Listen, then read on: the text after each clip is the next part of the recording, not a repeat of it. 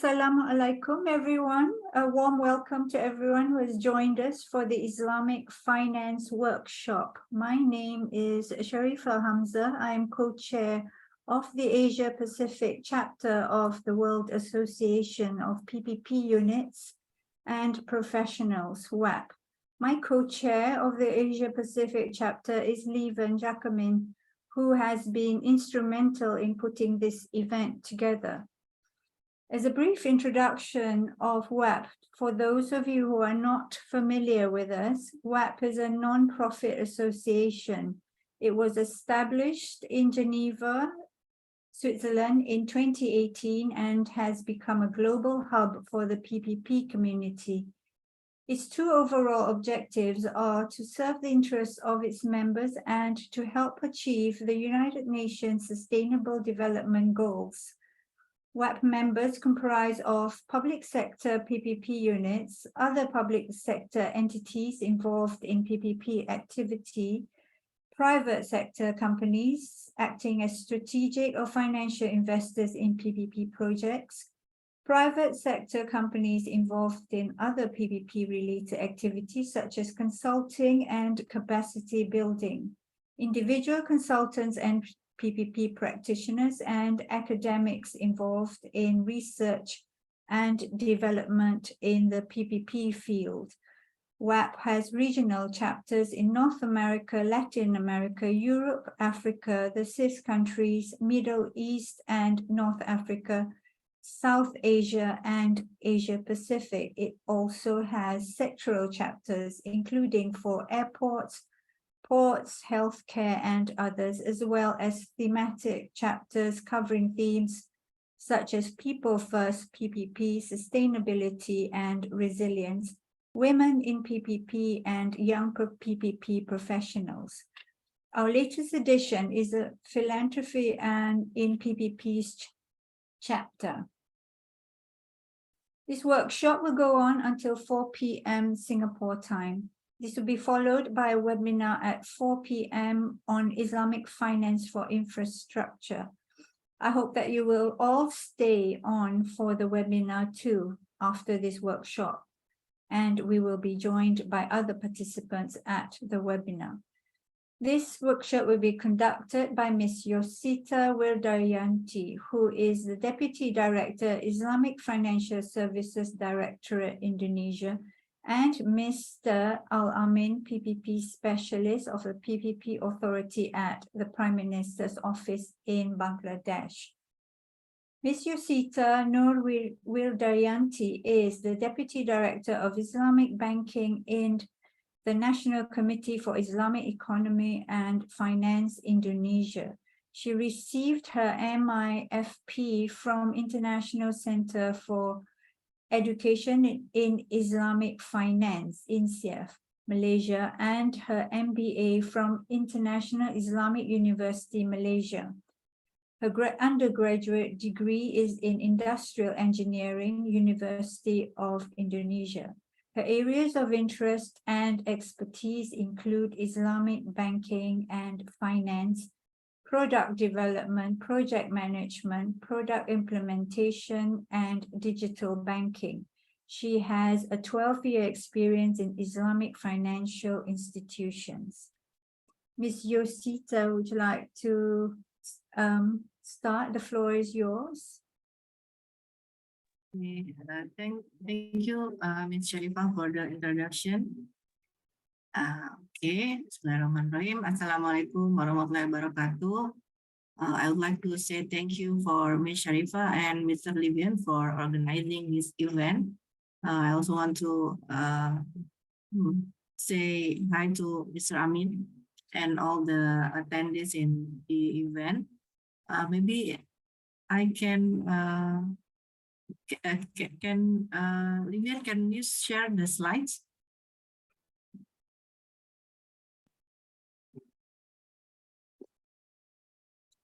Okay, can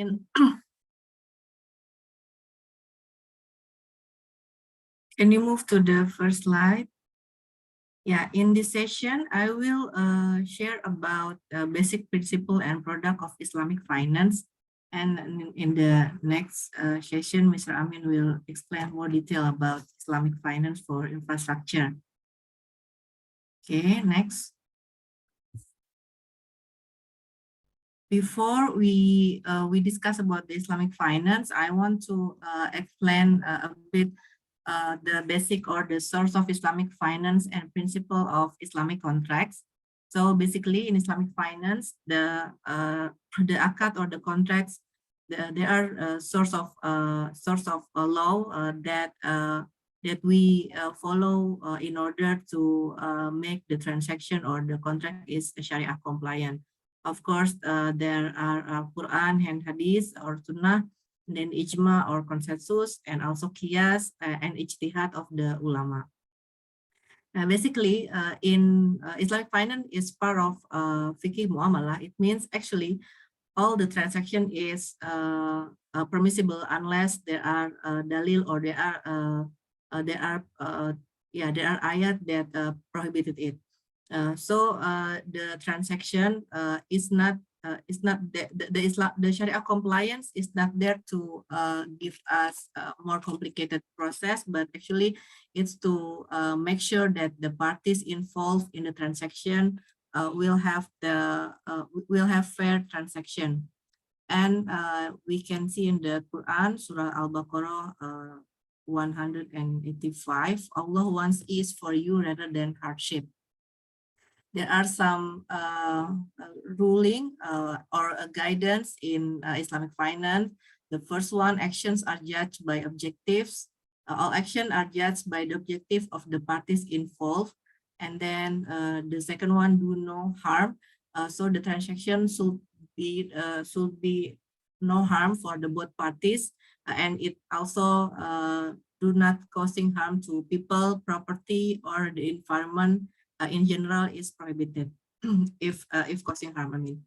And then flexibility in the case of hardship. Sharia provides the flexibility to avoid hardship because the muamalah is not fiqh ibadah. So there are some flexibility depend on the context or the case that happening in that time. And then incorporation of custom and convention. Custom plays an important role in the execution of a contract.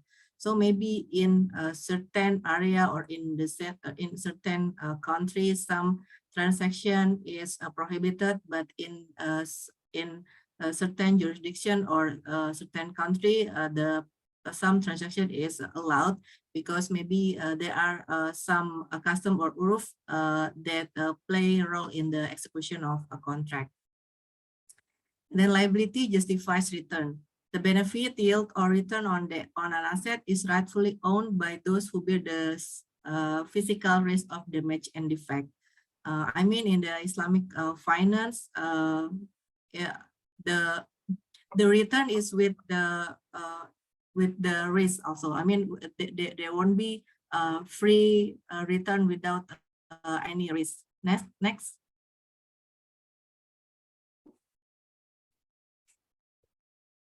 Next slide. Yeah, and then in when we're talking about Islamic finance, it's also talking about Islamic commercial ethics, actually, because it's sorry, give me 2 minutes. My battery is low. I need to plug my cable.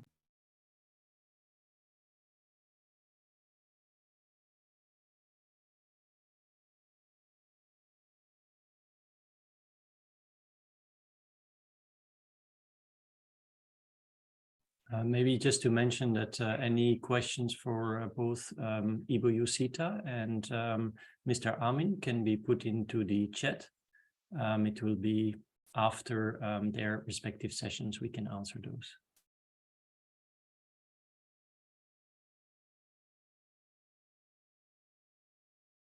Sorry, you're on mute, Sharifa. We have a question in the Q&A whether the slides will be shared with the audience. We will have to check, get permission from the speakers, and then we'll get back to you on this.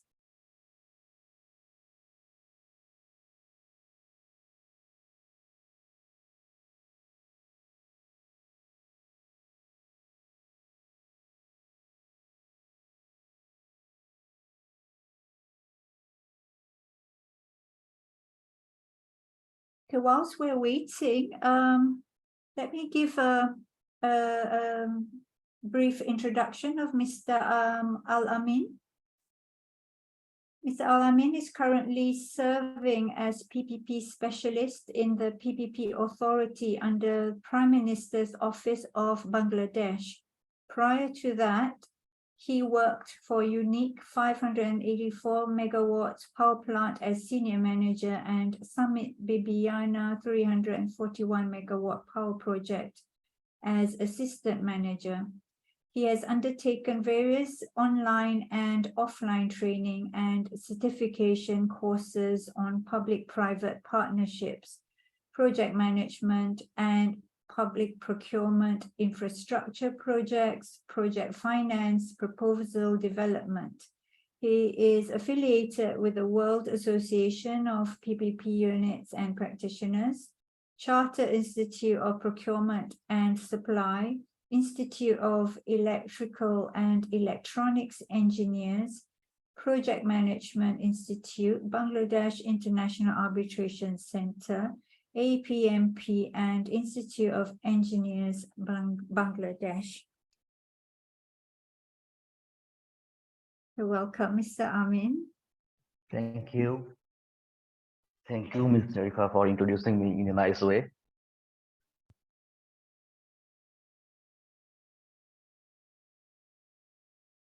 Actually, Ms. Sharifa, just can to, you hear me? yeah, we can hear you properly. Just to let you know that Ibu Yosita is trying to get back online. So unfortunately, yeah, I guess we'll just have to wait a little bit. Unless, I don't know how long that will take. I mean, maybe, I don't know, Mr. Amin, if you're okay, we can leave it another minute or so, but otherwise— Yes, I'm fine to go. You might, we might just need to switch things around a little bit. It's not a problem at all. She needs maybe a couple of minutes time to things get recovered. Meanwhile, I can share my presentation. If the presentation you can stop sharing. Is that okay, Sharifa? Yes, yes, that's okay, because we don't really know how long this is going to take for Yosita to come back. Just why don't you just carry on and ask Ibu Yosita to— Ibu Yosita, are you there? She's connected. Okay, excellent. Okay, that's fine. Let me just share again. I'm sorry. I think I have to switch to my phone. Is it okay? Because I cannot turn on my laptop yet. Sure, no problem. Hello, can you hear me? Yes, we can. Yes. Can you see the slides, Ibu Yosita? Yes. Sorry. Yes. Yes, I can see the slide. Can you hear my voice clearly? Yes. Yeah. I think there's some delay on my voice. Yes, there is a bit.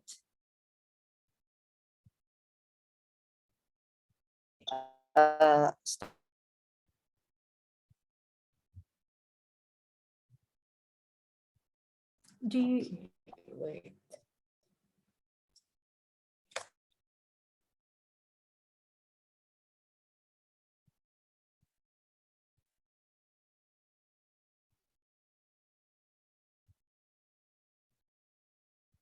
Okay, maybe just given the time, maybe I mean, if you don't mind starting. Shall I ask Ibu Yosita, can you hear me? Yes, I can hear you. Can you hear me now? Yes. So do you want to continue, Yeah. or do you want Amin to go first and then you carry on? Are you all right to go now? Continue. Okay. Yes. Is it my voice not lagging now? You're kind of drifting in and out. Okay. Maybe Amin can present first.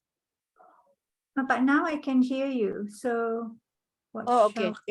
If you can hear me, maybe I will turn off the video so the signal will be better. Okay, Sure. that's fine. Okay. Go ahead. Okay, I will continue the slides.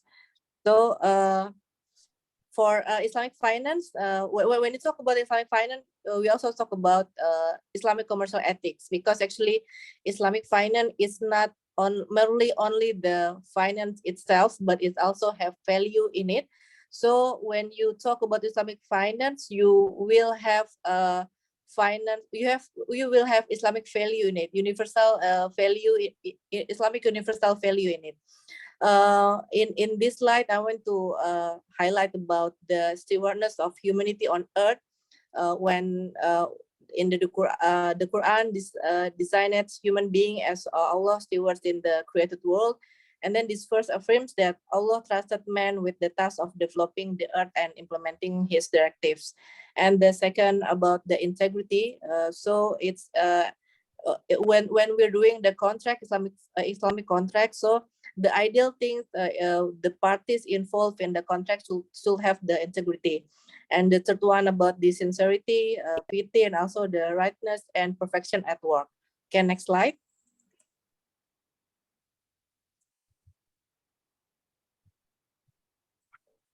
Yeah.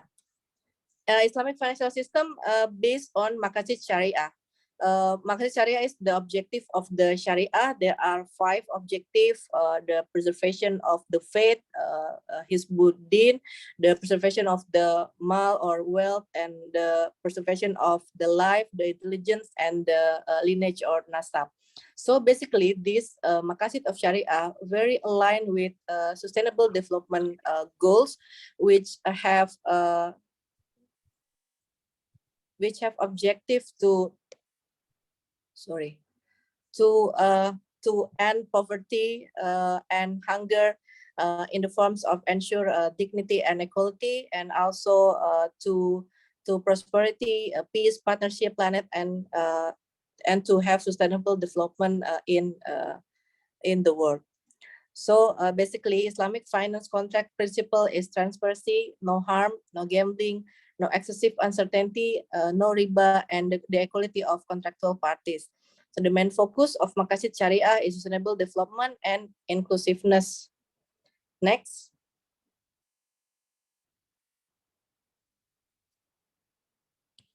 Okay. Then when it comes, why we have Islamic finance? Because the conventional finance has some transaction that's prohibited in the Quran, which is riba and gambling.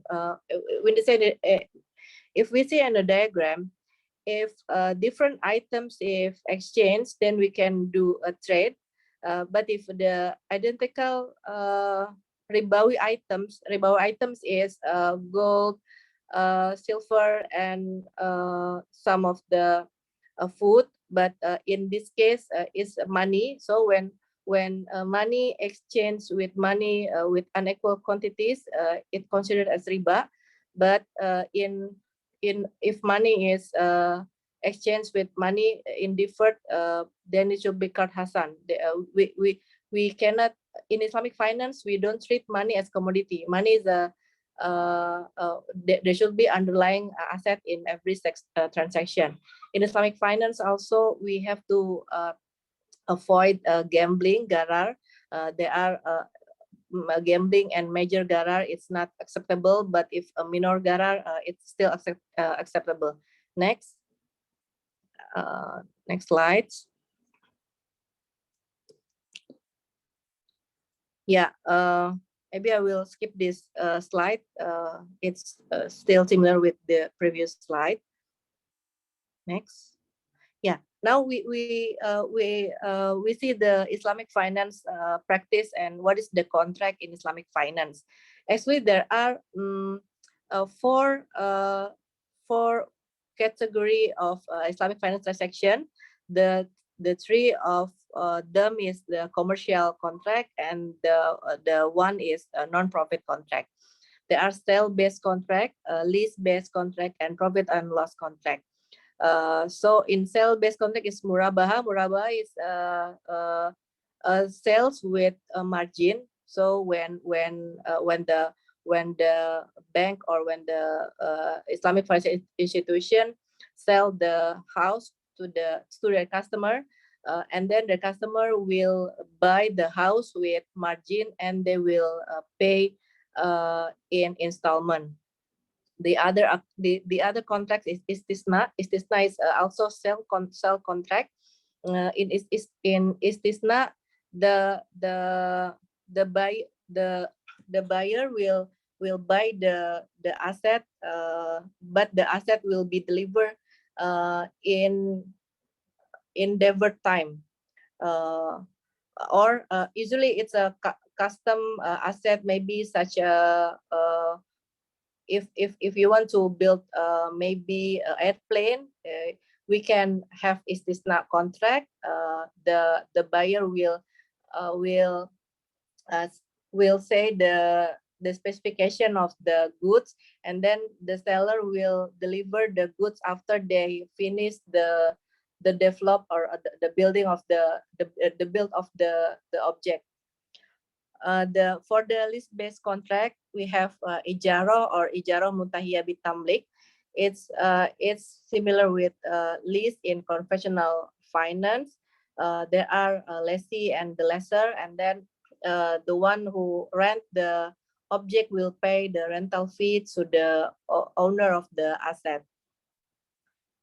In Islamic banks, usually in terms if we use this one in infrastructure, we can use this ijarah muntahiyah bitamlik in a project financing which already has initial asset, and then they can use the asset as underlying asset, and then use the asset to be leased by the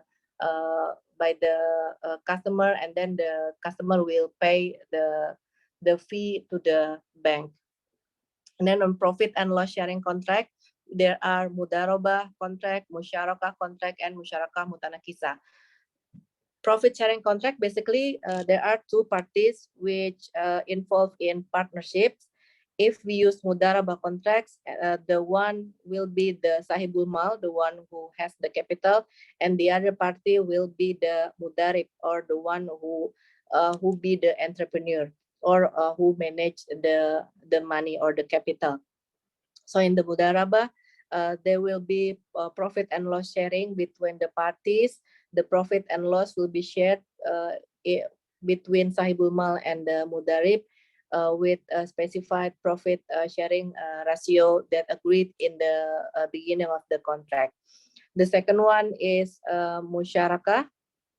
Musyarakah, both parties shared a certain amount of capital in the project. It can be 50-50, 30-70, 10-90. It can be any ratio, but the both parties have to give their share of capital into the project. Then they will have profit loss sharing based on the revenue of the based on the profit of the project, with agreed profit share ratio. And the third one, musyarakah mutanakisah, is also a partnership. Usually it is used, the parties will do the partnership and share capital to into one project, or they will buy one asset together, and then the asset is rented to one of the parties, and then they share the profit to both parties, but the other parties will use their profit sharing to buy the shares of the capital for the other parties. So so after a certain time, the share of the asset will be 100% owned by one of the party. And then in Islamic finance, there are also non-profit contracts such as court or loan, or when one party lend money to other, but they won't have anything in return. So it is a court. And then wadiah, you give you give money to someone and to safekeeping the money. It's a wadiah contract. Usually it's used in deposit. There are rahan and there are also wakala, and there are some contracts that is a non-profit contracts. Okay, next. Okay, Islamic finance. There are some components of Islamic finance industry. It's not only Islamic banks, but in Islamic finance, it has takaful or insurance. It also has Islamic equity and sukuk markets. Sukuk is in conventional, it's like a bond. And then we have Islamic mutual and investment funds. We have also Islamic microfinance and Islamic social finance. Now, Islamic social finance is one of the unique part of the Islamic finance, because in Islamic finance, it's not only talking about dealing about Islamic commercial finance, but it also has Islamic social finance in it. It's zakat, infak, sodako, and wakaf. So there are some projects that co-funding with both source of funds, commercial and social finance. I mean, for example, in Saudi Arabia, Zamzam Tower, the commercial building, which is built under the asset of wakaf. So it combined the social finance with commercial finance. Okay, next. Okay, in international regulators and bodies in Islamic finance, there are IOV, IFSB, IIFM, IIRA, GCIBF, and IRTI. That's the international regulator and bodies which which give some what's called, regulation or guidance in accounting, in risk management, in financial market, in rating agency, or in research and training institution. The one in the right table is the conventional financial industry body, so you can compare the different regulators and bodies in Islamic finance compared to conventional finance. Okay, next. This is the Islamic finance landscape in 2021. I want very deep in it. I just want to say that there are significant growth in Islamic finance industry since 2015 to 2020, and it is projected to be $5,900 billion in 2026. And it consists of Islamic banking is have the biggest share on Islamic finance, then sukuk, Islamic funds, takaful, and other Islamic finance institutions. And top countries by Islamic finance asset is Iran in the first country, in the first rank, and then Saudi Arabia, Malaysia, UAE, and Qatar. Next. Okay, I want to explain it detail, but this is the Islamic finance ecosystem in Indonesia. It has a banking sector, non-banking sector, money market, and capital is in the middle, and in the surrounding it has regulators such as Bank Indonesia, Indonesia Deposit Insurance Corporation, Financial Services Authority, National Ulama Council, DSN MUI. And then they have supported, we have the ecosystem is supported by accounting standard, legal institution, rules and supervision by Ministry of Cooperative and SMEs, tax policy, and sukuk publisher with by Ministry of Finance. And we have also Ministry of Religion and BPKH or the Hajj Fund, and Indonesia Wakaf Board and National Zakat Agency. Okay, next. Next is my last slide. Before it, Islamic finance ecosystem, and this is Islamic economy finance ecosystem. I just want to highlight that Islamic finance cannot be grow without have link with the Islamic economic or the real sector. The Islamic finance has to be linked with the real sector in ecosystem, so they can grow together. The Islamic commercial finance, the Islamic social finance, also the halal industry, and also we have to have collaboration with community, and we have to supported by human capital, research and development, regulation, branding, and digital technology, with the aim to fulfill the needs of the market in domestic or in the overseas. Okay, thank you very much. So sorry with the technical issue. I give back to Ms. Sharifah. Assalamualaikum warahmatullahi wabarakatuh. Thank you, Ibu Yosita. That was very detailed and informative. As we are pressed for time, we'll take the questions at the end of the session after Mr. Amin has given his presentation. So, Mr. Amin, the floor is yours.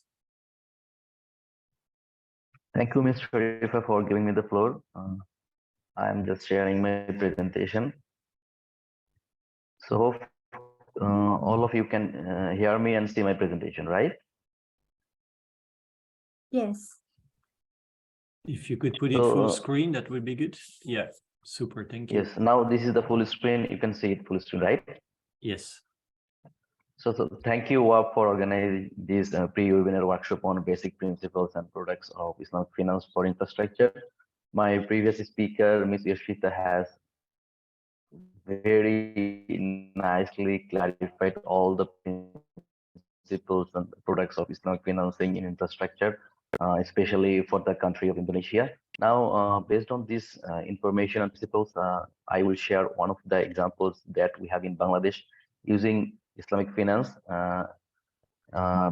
So before going to my case study, I just want to tell about my country to this forum, because many of the audiences may not be well acquainted with the country of Bangladesh. And this is the Bangladesh is the largest delta in the world. It is light on the southern part of the Great Himalayas. Bangladesh has a presence in the SAARC, APTA, BIMSTEC, BCIM, B8, and YC. And sometimes it is called the gateway of Asian bloc.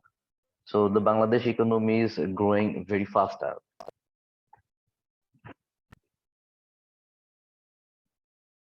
So the other organizations around the world are saying very positive about the country. The PwC, one of the big four firms, said that Bangladesh would be the 28th and 23rd largest economy in the world by 2030 and 2041.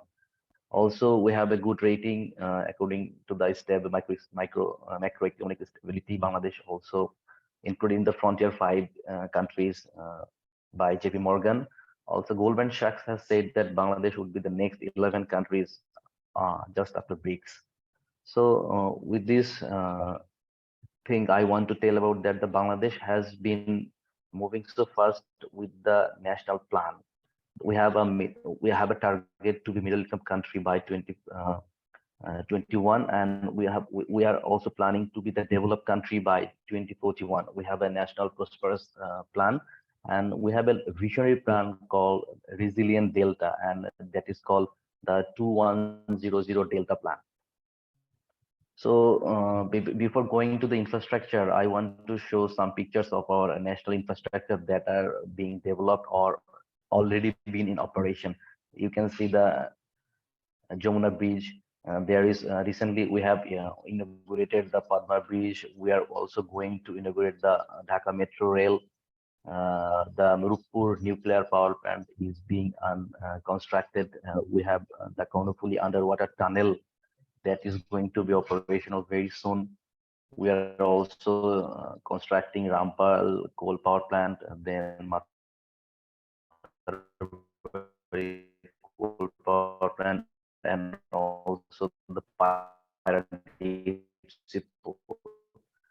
So these are the very large and mega projects that the report of ADB and GI Hub, that the total requirement for investment in infrastructure for Bangladesh is to be 384 billion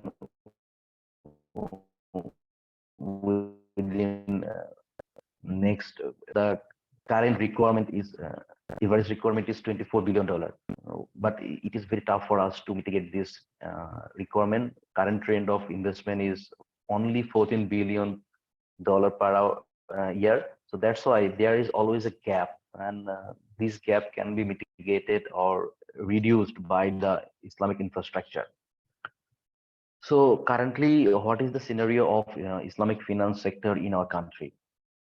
As Bangladesh is one of the most largest Muslim population in the world, so that there is a very large and wide scope for Islamic financing in our country. A recent study says that about 29% of the total industry loans are covered by this Islamic financing. There are 10 full-fledged Islamic banks, and we have the branches approximately 1,500.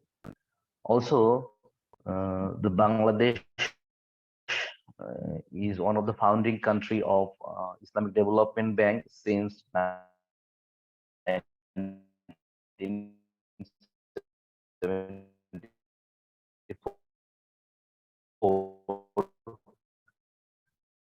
and Bangladesh Islamic Development Bank has also financed two of the first independent power producers projects in our country, and I am going to present one of the IPPs right now. That is called Bibiana Baseload Combined Cycle Power Plant. This has been financed by traditional financing with a blended mixture of Islamic financing. So what is the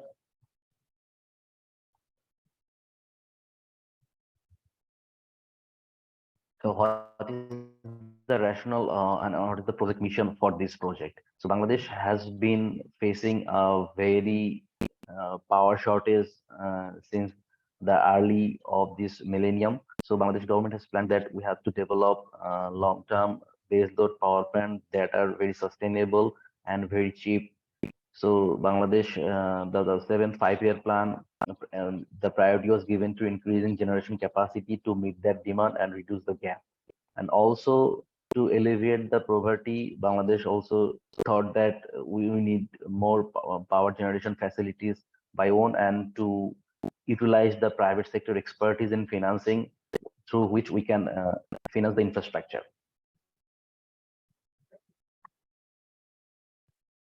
Before the project, Bangladesh, it was a study that 34% electric shortage was in Bangladesh as of 2013. So at that time, the peak generation was around 6,000 megawatt, and most of them were run by the HFO or the heavy fuel oil. So that were very costly. The unit tariff was much more than 12 cents per unit. And the access to electricity was only 61.5%. So this BBNA project was to generate more than 8% of the total generation as per the plan. This plant was a completely natural gas-based combined cycle power plant. It was located around 180 kilometer northeast from the Dhaka city.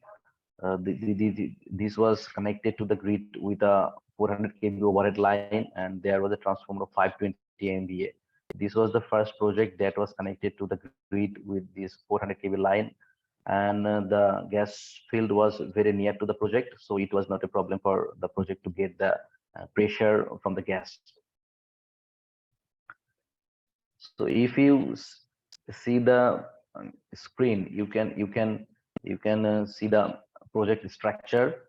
So Summit BBN Power Company Limited, that was the SPV, and the sponsors was a local conglomerate that is called Summit Industrial and Mercantile Corporation Limited, along with GE Energy from USA.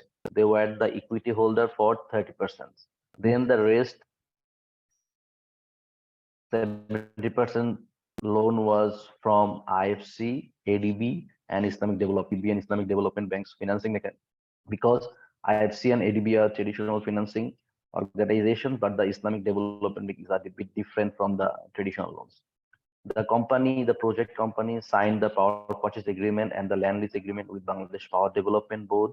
The gas supply agreement was signed with the gas supplier, and also the transmission facilities were handled by Power Grid Company of Bangladesh. Finally, through an implementation agreement, the government of Bangladesh provided the long-term guarantee for this PPA, LLA, and GSA. The company engaged an EPC contractor for the construction and installation of the full power plant, whereas GE was responsible for providing the gas turbine, steam turbine, and HRSG. And GE also provided the long-term service contract for the power block equipment. And finally, when the construction was completed, the O&M contract was given to NEPCS Services Limited. So the total project cost was almost $300 million. The leverage ratio was 30 and 70. This 30% was again divided by two portions, as the local portion was provided by the Summit Corporation, that is 80% of the 30% equity, and G provided the 20%. The rest 70% was divided among the three lenders. IFC was 30%, ADB was 35%, and finally the 30%, which is amounting to $60 million, provided by the Islamic Development Bank. And the total debt tenure was 14.5 years. This is basically the technical configuration of the project. There was one gas turbine, one HRSG, that is heat recovery steam generator, and another steam turbine. So the full power block was made of one by one, and the other BOPs were there. So finally, we got an output of electricity of 341 megawatt. So the Relevance project, if I go to the scenario, that it is consistent with the country's power sector master plan, that it was developed to provide the low cost, cheap, and quality electricity to the poor people and the country. It was also strategically aligned with the Islamic Development Bank's long-term goal for infrastructure development. The project was very much effective. At the time of the commissioning, it added 3.12% of the total generation power of the country. And when this project contributed 4.36%, the total generation in 2021 was 2.7% of the total generation. It is one of the top priority economic distress power plant in merit order. It was mostly at the top, like ranking 1 during the year 2015 to 2020. And the cost and the rate of the electricity is very cheap than other HFO or other coal-based power plants. So I will not go into detail of this slide. Just I want to say that the project achieved very high plant factor as well as availability factor. In this slide, you can see that the average countrywide efficiency is 39.72% in last year, whereas this power plant achieved the average efficiency at the range of 47%. And in the below figure, you can see that tariff is lower than the average and all other power plants in the country. This project was also very efficient in resource management. There was not any cost overrun or time overrun for this project. So this PPP model of project implementation achieved the high expertise and efficiency of the private sector. The project is also a very sustainable with the gas supplier. The project will be able to sell the electricity to the power off-taker. It is also for 22 years. The land is also secured. It is gas-based power plant, so there is a very limited emission by the plant, and this is not very much harmful for the environment. So in the sustainability concept, this project is also very sustainable, we can say. So just now, I want to say something on the how Islamic finance structure work for this project, as ADB and IFC were the traditional financier, whereas the Islamic Development Bank was the Islamic financier. So the SPV, that the special purpose vehicle, first signed the loan or facility agreement with Asian Development Bank and IFC in a traditional manner, that they will provide the loan and SPV will repay the loan in the operational period. Later, SPV signed different agreements with Islamic Development Bank. First, that was sublease agreement. And what is the purpose of this sublease agreement? In the Islamic financing, the land or the asset has to be owned by the Islamic financiers. In this case, the Islamic Development Bank. But the land is owned by the BPDP and leased to SPV. So this SPV again leases those land to Islamic Development Bank. So now the ultimate landowner is Islamic Development Bank. So the Islamic financing or Islamic structure can be happen now. Then, as the landowner is the Islamic Development Bank, it again signed an procurement agreement with SPV to procure EPC contract. That means now Islamic Development Bank is the owner of the project, and it is engaging the SPV to sign the EPC contract under an procurement agreement. In this case, the Islamic Development Bank will pay the EPC contract fee. This is not providing any loan to SPV, rather it is providing the fee for the EPC contractor. So now the project is built. Now the project has built, and this project has to be again leased to Islamic Development Bank. That means first land was transferred to Islamic Development Bank, then Islamic Development Bank engaged SPV to procure the EPC contract. Now the construction is complete, the project is ready. Again, the SPV is leasing the project to Islamic Development Bank. This Islamic Development Bank again engaged this SPV to operate and maintain this power plant on behalf of Islamic Development Bank. And finally, there has been a sale and purchase agreement between SPV and Islamic Development Bank, that at the end of the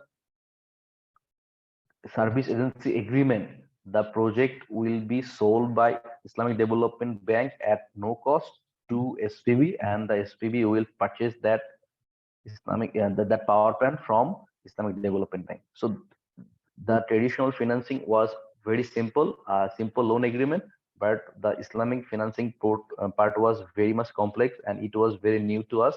So we learned how Islamic financing works for infrastructure projects. And finally, there has been a common terms agreement between all the three financiers. This is how we closed the financial closure and achieved the project to be constructed. So this is the last slide, and I'm not going into very detail. If you have any question, feel free to ask. Thank you.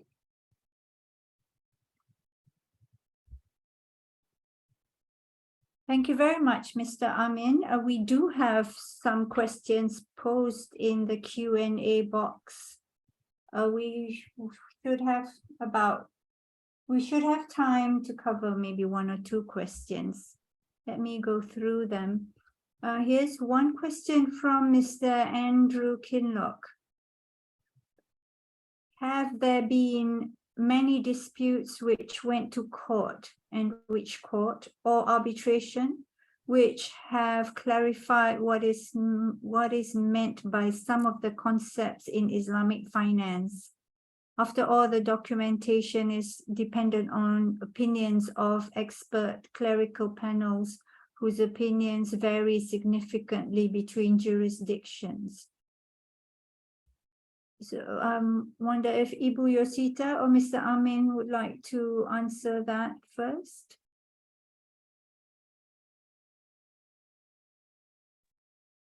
Mr. Amin, can answer first? I think Ms. Yosita can answer this better than me, because she is more oriented to the Islamic financing principles rather than practice. Okay, I try to answer, but because I don't have a legal background, so in Indonesia there are different rules in different countries. For example, in Indonesia, if Islamic finance transaction have dispute, it will go to what's in English? There are two type of court, right? The one who commercial court and the one who handle like marriage or divorce or Sharia court? Is it the sorry? Sharia? Is it called the Sharia? Yeah, the Sharia court. Yeah. In Indonesia, the Islamic finance transaction goes to Sharia court. But in Malaysia, the Islamic finance transaction will go to the, what's the other one? Not the Sharia court. The civil court? Yeah, the civil court. Yeah. Yeah, that's different. But I don't know if there are many dispute. So I don't have any idea. You mean that when in syndication, I think that the question is there are co-funding between conventional banks and Sharia Islamic banks funding the infrastructure project. If there are dispute, how they will resolve the problem. Yeah, I never heard the case, but for Islamic finance, they will go to Sharia court. But in the for conventional finance, they will go to the civil court. That's what I know. I believe if it goes to civil court in some jurisdictions, they would have some Sharia experts to interpret the Sharia laws in the various jurisdictions. So that should be how it's tackled in different countries using Sharia finance in Islamic finance. I don't know about in country which goes to the civil court, but in Indonesia, the judge is equipped with the Islamic finance what's called training or certification. So they previously the Sharia court only deal with the marriage, divorce, and something like that, like not the financial transaction. But since there are regulation that Islamic finance transaction will go to the Sharia court, so the judge there they have like Islamic finance certification, and during the court there should be one person. I mean one judge or one person who already has the certification to run the case. Oh, okay, all right. Thank you very much, Ibu Yosita. Let's move on to the next question before we wrap up this session. There's a question from an anonymous attendee.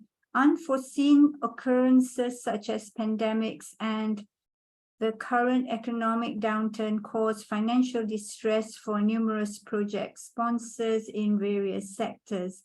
Numerous insolvent debtors attempt to restructure and reschedule their debts. What is the Sharia stance on this matter?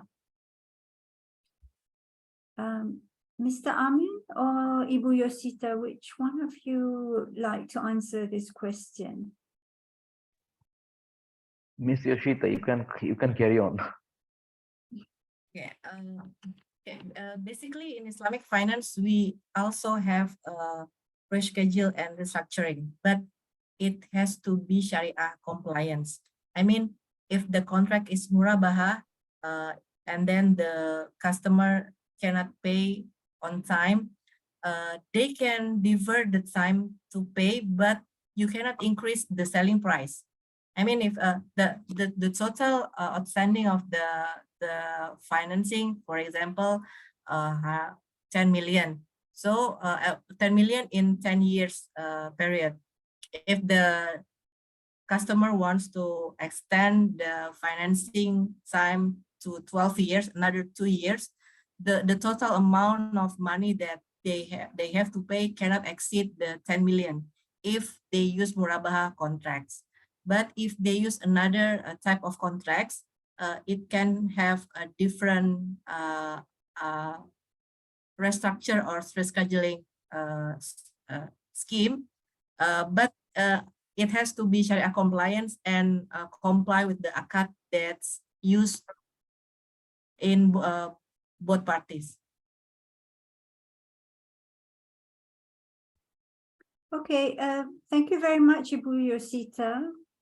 There are several other questions. I'm not sure we have about a couple of minutes left. Let's see if we can cover this. Those questions has already been answered by Mr. Shashank. Yes. Someone is raised their hand. Yes. Lieven, do you think we could invite the person who's raised his hand to speak? Absolutely, that would be Edmund Go. I believe you can go ahead and speak if you unmute yourself.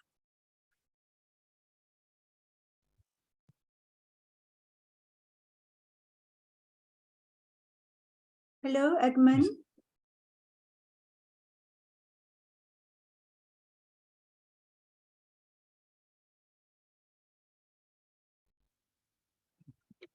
Hello, Mr. Go. Well, Yeah, I'm not sure if he's still there. yeah, perhaps we'll see if he's in the next session and we can ask him. Okay, we do have, okay, the other questions have been answered, but there's just one may need, someone to answer this. Can banks set the same amount of capital against Islamic loans as they do conventional loans? I'm not sure if Ibu Yosita, you want to answer this, or Mr. Amin? So for me, basically, I am the loan taker. So I'm not from the bank side. So if anyone is here from the bank side, so they can answer the best. We can ask the next session if you are not, Yes, covering this question. We are the borrower, not the lender. The lender side can settle this far better than us. All right, then we need to close this session for the next webinar session. So I'd like to thank both Mr. Amin and Ibu Yosita for this excellent workshop that you have conducted. And we hope you join us again the next time. And we'll move on to the Thank you, Ms. Sharifa, for inviting us. We are very happy to be here, and we also love to be again with you in any venture next. Thank you. Thank you. Assalamu alaikum. Thank you.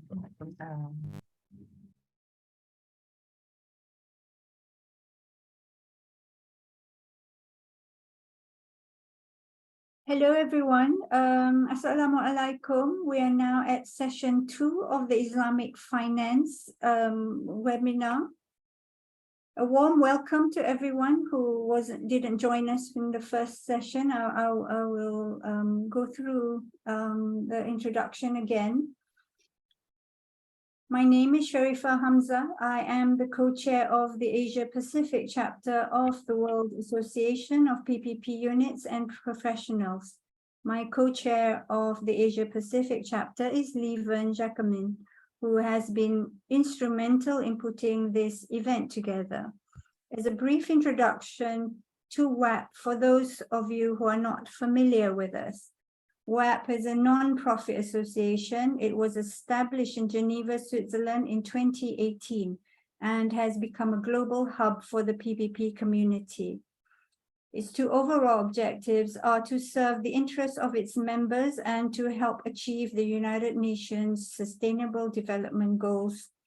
WAPPP members comprise of PPP units, other public sector entities involved in PPP activities, private sector companies involved in strategic or financial investors in PPP projects, private sector companies involved in other PPP-related activities such as consulting and capacity building, individual consultants and PPP practitioners and academics in the PPP field.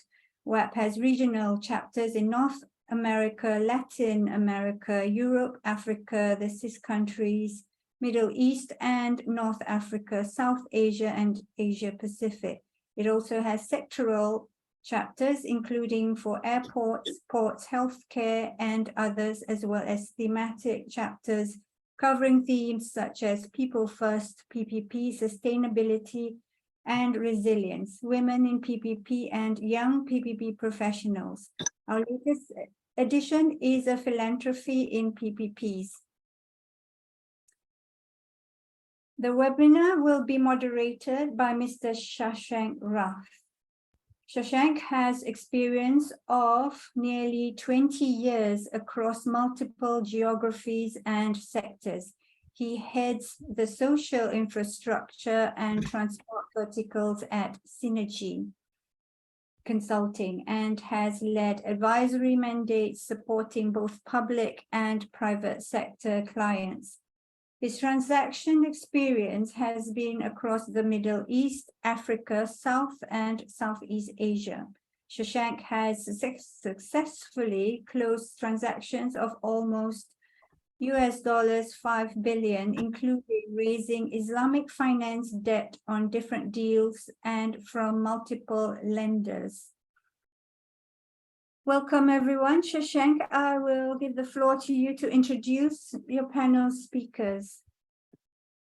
Thanks, Sharifa. Thanks, everybody, for joining in. I think we have a wonderful panel of experts, so I won't take too much of your time, and I'm probably the least entitled to speak about Islamic finance. So good morning, good afternoon, good evening, wherever people are joining from. I see a few known names in the attendees, so happy for that. So today, Islamic finance has become a reasonably big source of financing for all kinds of projects, including PPPs. Now, I won't talk about much of PPPs because we're talking under the umbrella of WAPPP, so the assumption is most people would know what PPPs are. But in 2020, Islamic finance was about a $2.2 trillion sector, and it is only growing over time. So though it is into two major geographies, which is the GCC, which is Saudi Arabia and as the biggest market, and Southeast Asia, which is essentially Malaysia and Indonesia. So what we have over here are three panelists. One of the gentlemen was unable to join for a last-minute commitment, but the panel is more than capable of covering all the elements. In fact, we're running short of time. So first we have Dr. Haroon, who will get started. He has a wide experience of working in the domain of Islamic finance across different geographies.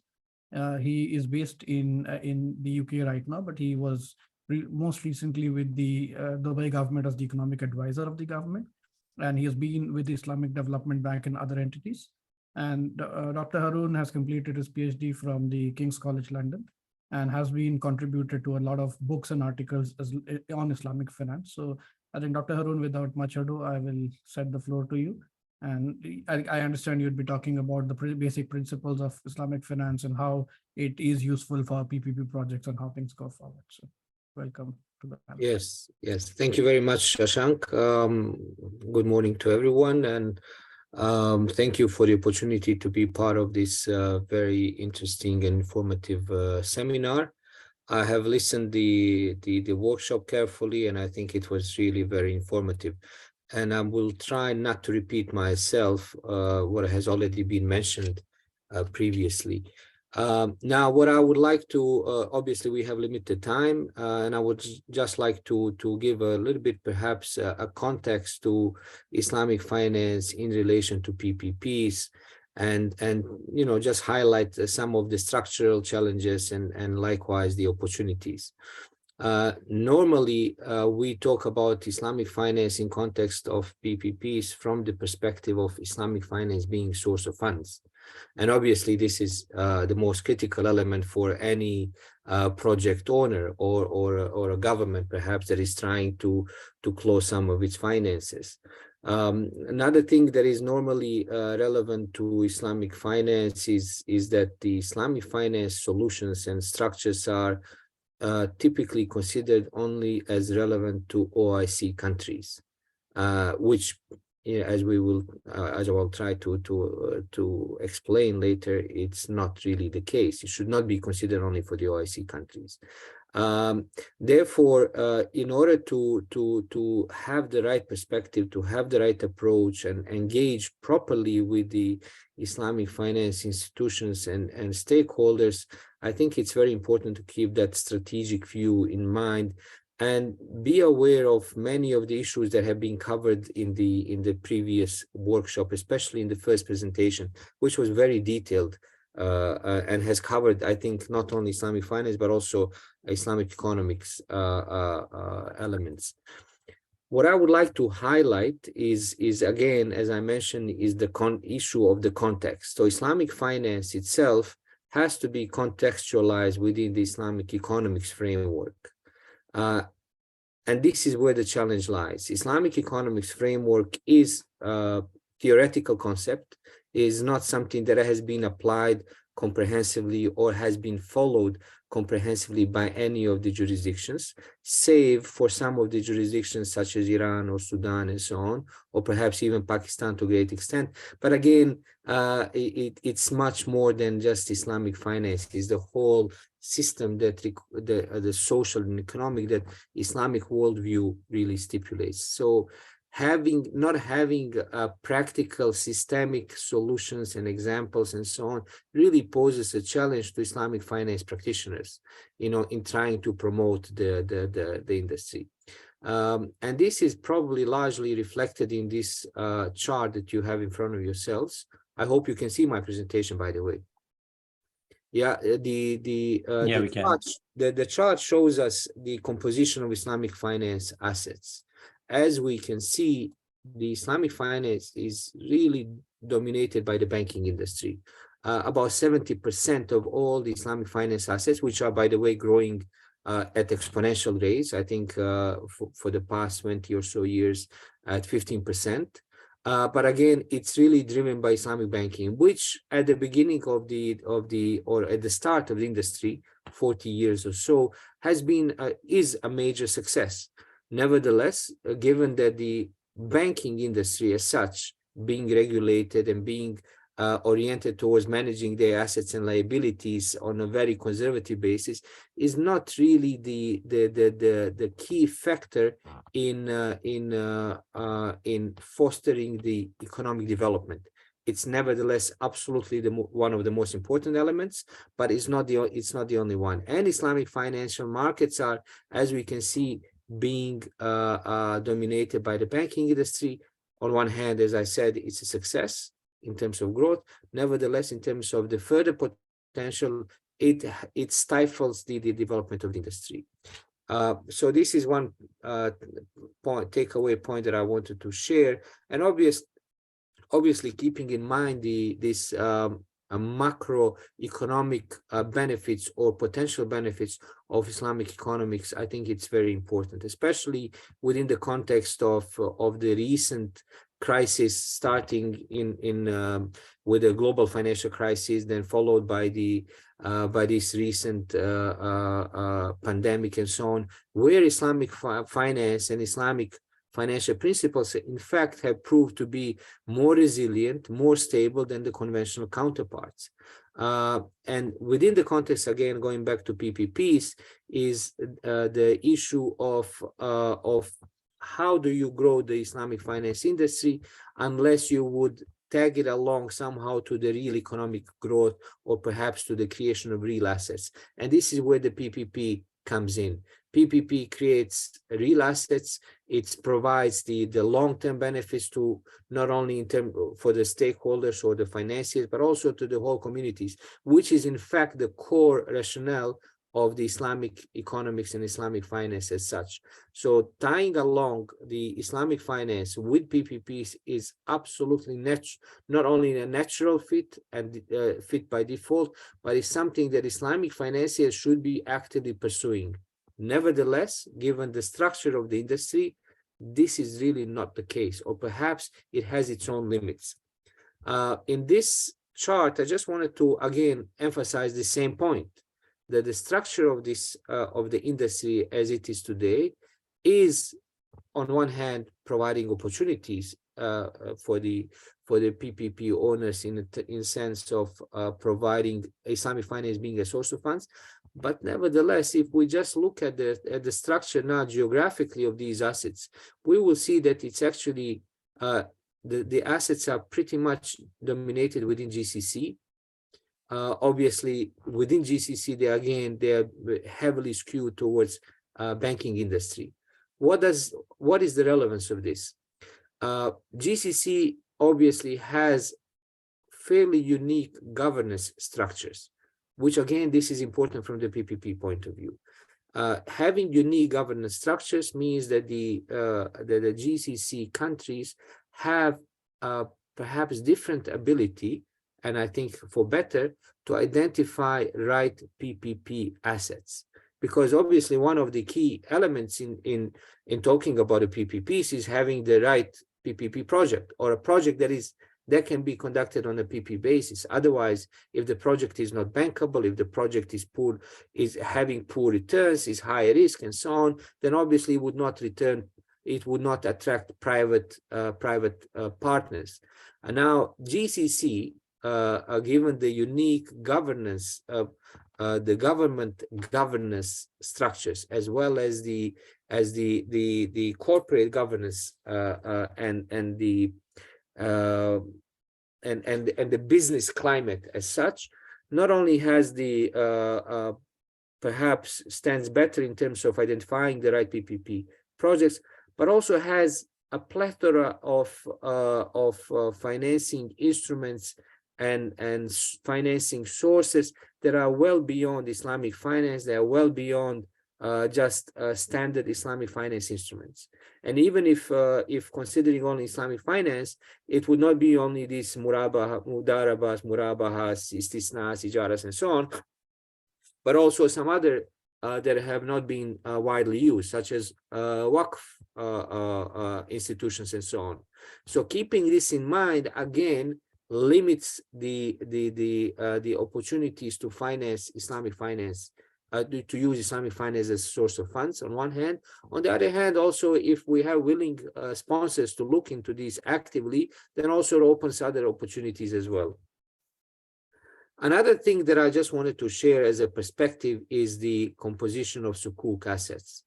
We know that, I think it's fairly, I assume, first of all, that most of the attendees are having some understanding of Islamic finance and do have some cursory, at least, a view, or not view, or cursory understanding of what are the major terms and instruments being used and discussed in these workshop and presentations. So Sukuks being classified, or perhaps colloquially mentioned as Islamic bonds, are perhaps the strongest growth segment of Islamic finance industry, have been labeled as perhaps the greatest potential for the PPP financing source. And even in this, we can see that we have 40%. This is actually the new issues in 2021, about $40 billion. Even out of this $40 billion, we see that it's about 40% on financials, and the remaining bulk of 50% being government issuers, which leaves us only with really a handful of issues that have been relevant for PPP perspective. And again, this contributes to the thesis that I have, that the structure of industry is not geared, I'm a little bit critical here, is not geared towards fulfilling the needs of PPP or infrastructure finances, given the predominantly banking sector based assets, number one. Number two, the project, likely project sponsors where the Islamic finance resides within GCC countries do have other opportunities or other sources of funds that are even more potent than the Islamic finance.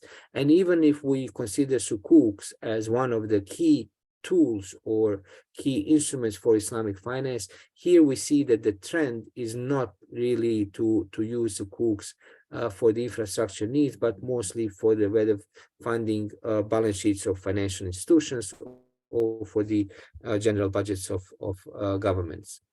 So this is, in my perspective, this is where we stand today, what's on the ground in the markets. Nevertheless, as I mentioned, Islamic finance is definitely a natural fit for PPP funding. And likewise, PPP funding is absolutely necessary and then by default natural fit for the growth of Islamic finance industry as a whole. So if I would be a regulator, if I would be somebody who is responsible for development of Islamic finance industry, definitely there is a huge need to promote stronger linkages, better regulatory frameworks that would enable the growth of industry within the PPP space. In conclusion, so I don't take much of your time and the time from other speakers, a few points that I wanted to highlight. Obviously, there's so many issues that can be discussed. We can debate these points that I have also mentioned, which I'm happy to do so. But I just want to leave the audience with a few, again, key points. A strong potential and strong linkages between Islamic finance and PPP. They have to be promoted strongly. The conducive environment for both have to be created primarily by the regulators. Mobilizing Islamic finance resources, from my perspective, from my experience, will remain a challenge. Given the structure of the Islamic finance assets. And again, as I mentioned, the regulation is definitely needed. In many jurisdictions, there is absence of regulation for Islamic finance as a whole, let alone for the PPPs.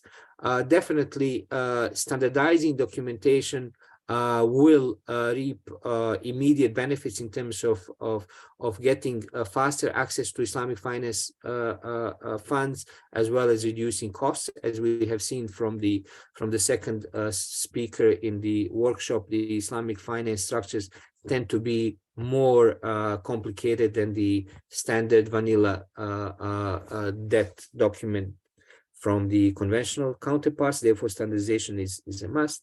And also, if somebody is interested in promoting Islamic finance as such, and not necessarily within the existing structures, which have been highlighted again in the workshop, I think considering the solutions that are trust-based or WAPPP in Islamic finance, I think that opens up doors for enormous growth, which is, I think, a must for if we are to close the gaps in the infrastructure finance.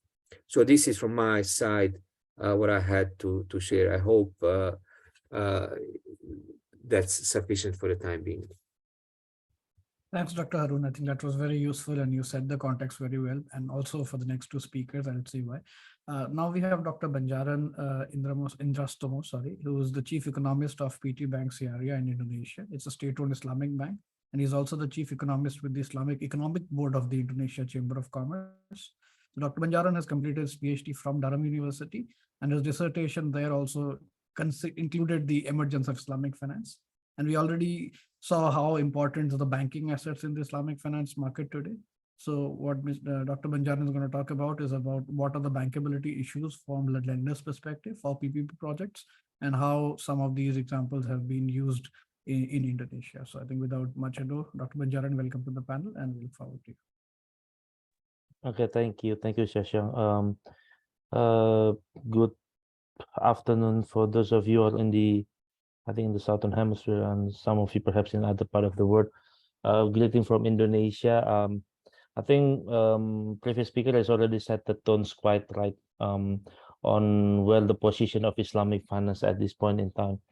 And perhaps I should not disagree with that because that's based on fact itself. But something that I want to discuss here is pretty much I think I'll take the other perspective, looking at it from a grounded perspective on a practical side on what was the where do we go with the PPPs within Islamic finance?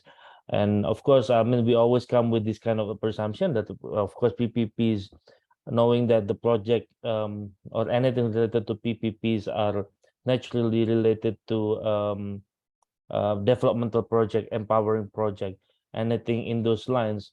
I think we are always start this discussion on the issues of PPPs with the fact that there is this funding gap. And I think I will be using Indonesia as a context here, and where the Indonesia has actually benefited from PPP projects, and where in terms of bankability it can be tolerated and also included within the bank's financing or perhaps bank investing portfolios in that sense. I hope you can see my slide. So pretty much the way we sit Indonesia itself, of course, when we're talking about PPPs, there's always been this debate or anything related to developmental project is on the needs, the funding gap.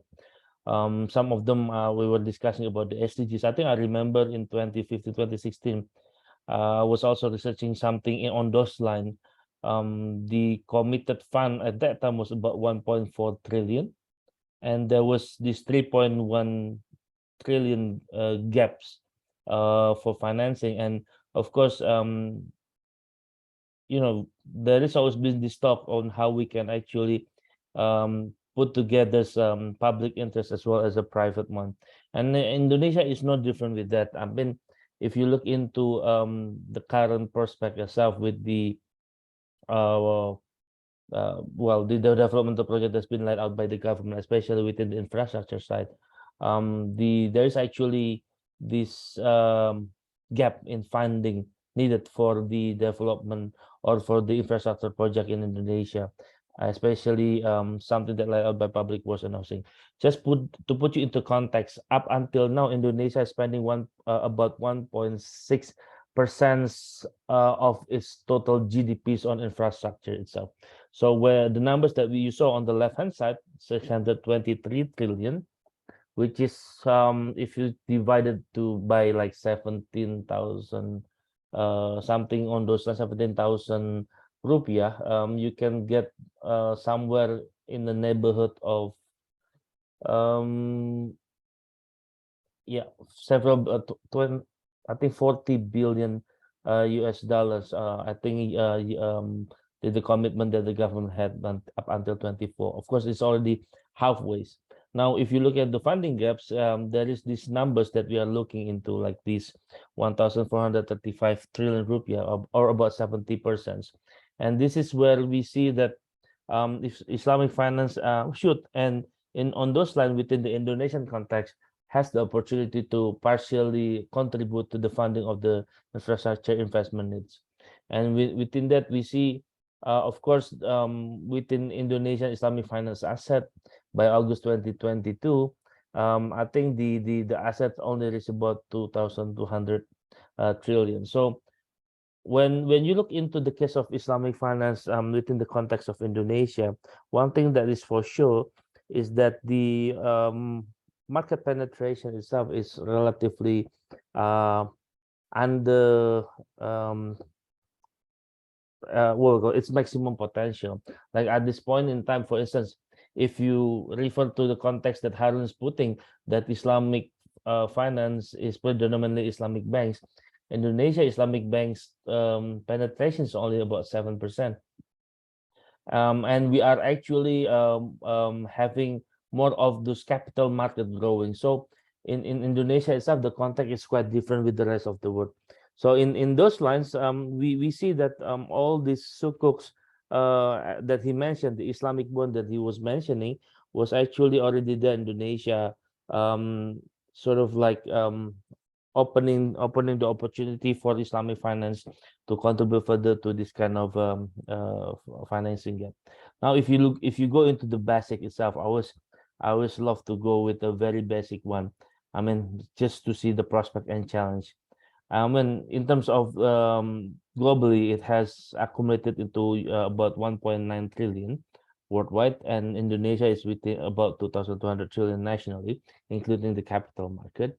So when we see that the growth of Islamic finance, we see that Islamic PPP scheme can become one of the solutions to support infrastructure development and overcome this challenge within the developmental project. Of course, the prospect is there, the funding gap.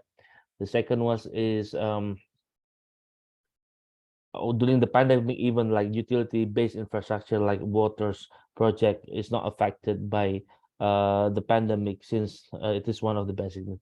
Another one, perhaps on the telecommunication project, for instance, actually shows a trend in increase amidst the pandemic due to the demand to this sector that's also increased significantly. And at the same time, there are incentives from government through the PPP schemes that enhance the feasibility of infrastructure project. Now, of course, if you put that comparison, there's always actually a downside or a challenges that we have to work together in order for us to make this PPPs works really well. First of all, is pretty much the increasing leverage ratio in construction service company. And if you look into how Islamic finance solve this, that there is actually an alternative financing schemes with Ijarah Muntaha Bitamlik. So pretty much there is a scheme similar to a non-banking financing scheme. So instead of like providing kind of like plain vanilla loan, you can actually provide that kind of financing product, which allows the company to put it actually off balance it as part of their operating expenditure. So if you are heavily leveraged, you can actually make use of some of this Islamic contract in order for the company to get more of the liquidity.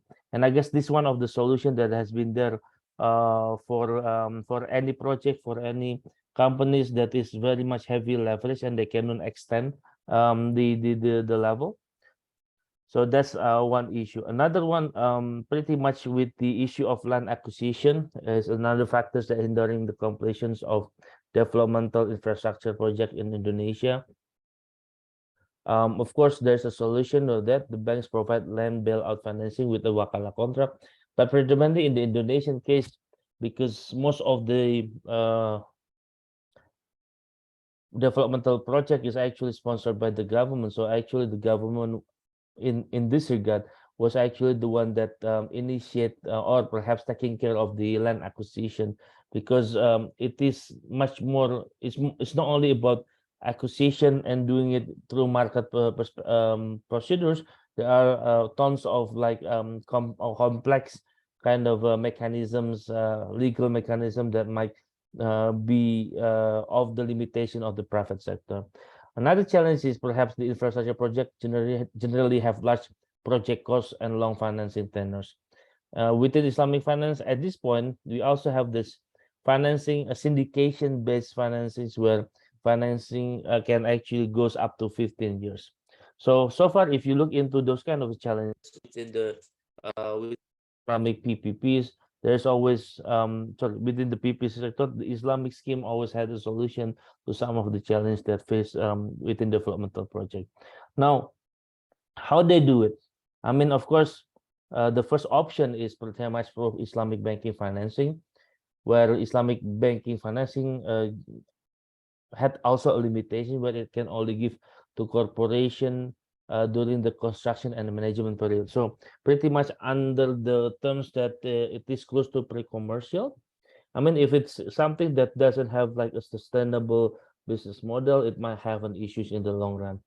But of course, within the Indonesian case as well, there is also another schemes where you can actually form like a limited mutual fund, where within that limited mutual fund, it can be designed for project financing with 49 investors within. And of course, at the same time, there is these sukuk schemes like sukuk mudarabah, the issuance of an ownership certificate and with the Mudarabah contract, when one party provide capitals and the other party provide labors and expertise, and then the profit generated will be shares. And of course, the last one is the one that I was mentioning at first about refinancing with Sukuk Ijara, another potential where you can actually receive that kind of a support, financing support through a mechanism that is actually common, especially I mean in the car buying schemes that you see in the West. Is something that is common. Now within the Ijara or leasing based contract, it's perhaps something that we can consider as part of the Islamic PPP's solution. Hold second. Now, so far there are actually 3 types of contract that can be used for PPP financing, and something that has been there.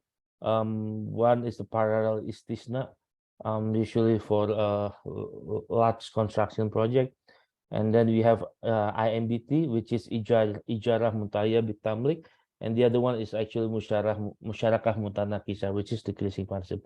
All the idea was actually quite similar to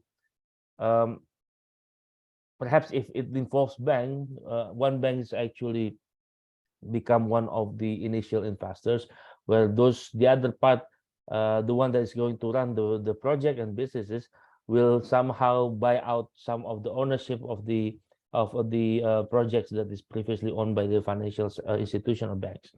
Now, if you look into this, this also schemes that's actually structured by the government. The basis is quite similar to Ijara. So if you are following the numbers, it start with the insurance agreement, because Indonesia, what happened is that banks couldn't enter into PPPs unless there is actually it is being insured, or someone's taking the downside of it.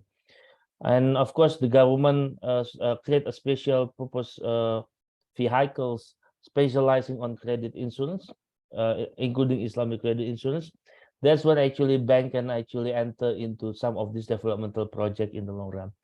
Now, after that kind of insurance agreement, then you go into business where you can start ordering with IMBT contract in between SPV and Islamic banks, and then Islamic banks order with istisna contract, which is a contract to manufacture, the contract to build. So the order was actually following that kind of thing. So Islamic banks, to that extent, is actually providing liquidity within that period of time. And of course, after that, then you had what kind of request that you do. You see, like the 4A1V start from special purpose vehicle is actually delivering the asset, or pretty much a claim of the ownership of the asset. Start from the SPV, then going to Islamic banks, then Islamic banks start requesting a work to contractor firms. But all in all, is actually for this kind of scheme, at the end we are actually working on a project that is contracted by the government. So if you look into this, the model that is currently works in Indonesia is predominantly something close to what we call with KPBU. It's actually collaboration in between government and the private sector or business, in order for government to be able to leverage into the needs for this development. These are some of the another project that I was also mentioning.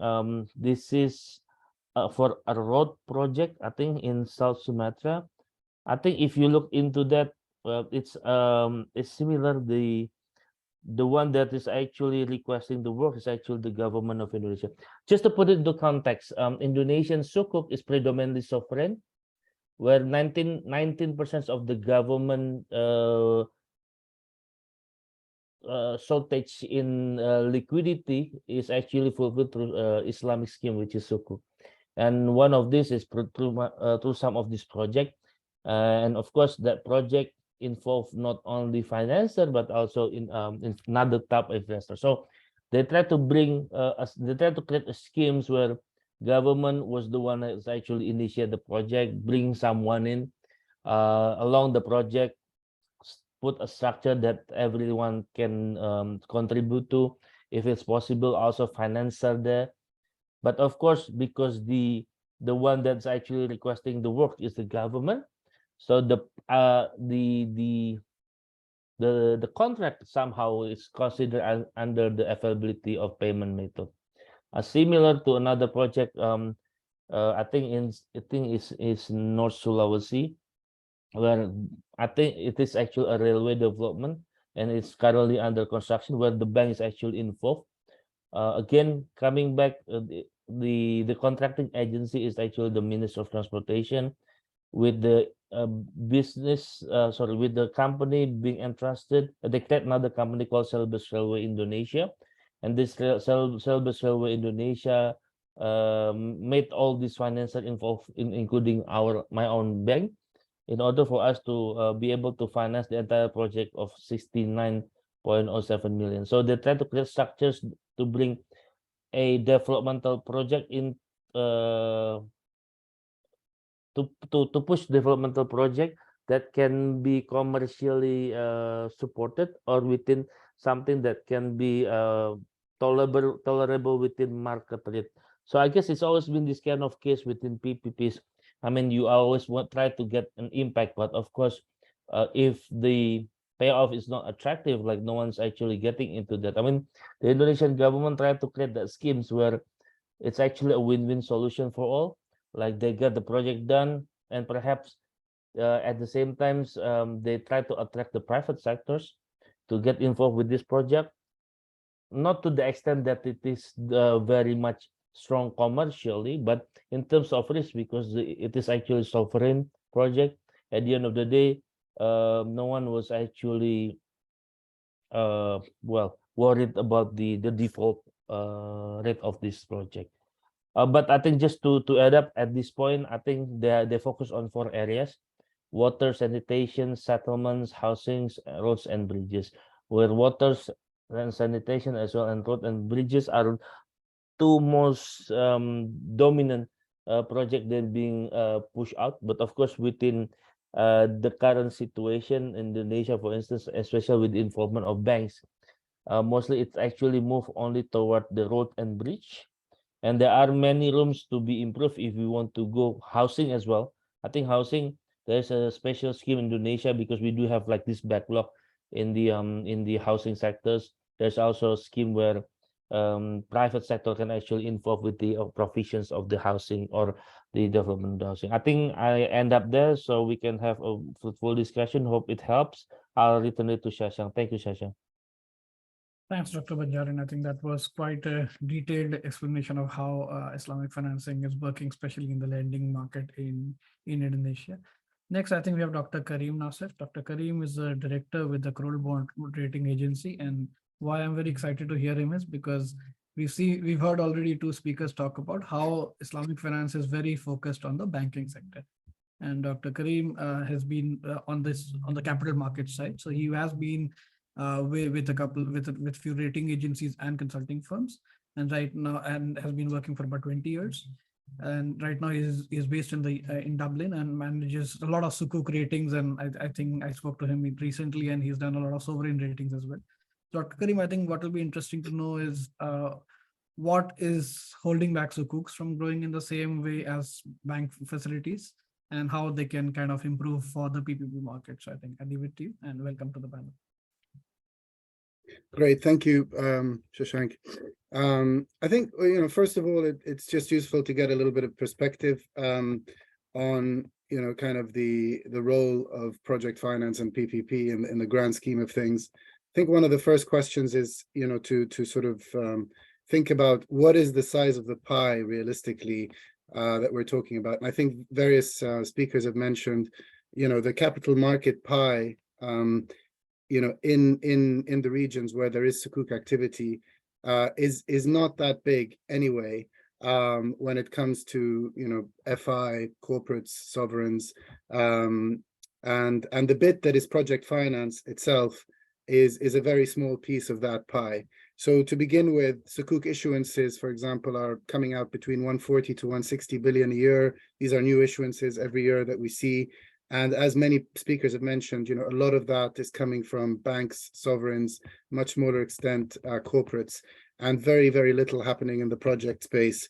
So for a start, there needs to be more capital market activity. I think that's a sort of a broad picture. And for there to be more capital market activity, it is competing with banks. So, the previous speaker was coming from the bank side.